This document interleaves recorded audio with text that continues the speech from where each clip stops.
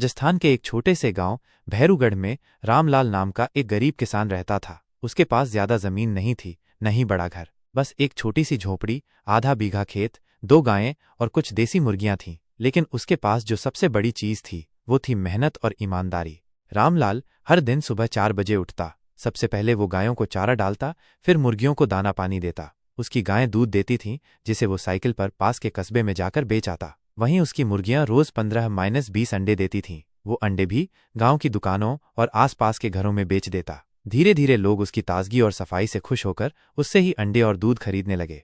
रामलाल अपने खेत में सीजन के अनुसार फसल उगाता, कभी बाजरा, कभी गेहूं और कभी हरी सब्जियां। चूंकि पानी की कमी थी तो उसने अपनी गायों और मुर्गियों से निकले कचरे से जैविक खाद बनाना शुरू किया। इस खाद से उसकी फसलें ज्यादा और अच्छी होने लगीं। उसने खेत के एक कोने में एक टांकी बनवाई, जिसमें वो बरसात का पानी जमा करता और जरूरत पड़ने पर वही पानी खेत में इस्तेमाल करता।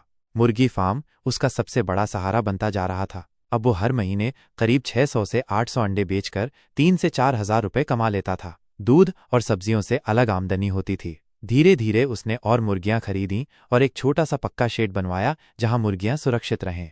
रामलाल ने अपनी कमाई में से कुछ पैसे बचाकर बच्चों की पढ़ाई पर खर्च किए। उसकी बेटी रीमा आज पास के स्कूल में पढ़ती है और बेटे को भी वो शहर के कॉलेज भेजना चाहता है। गांव वाले अब उसे आदर से रामलाल काका कहते हैं और कई युवा उससे खेती और मुर्गी पालन सीखने आते हैं।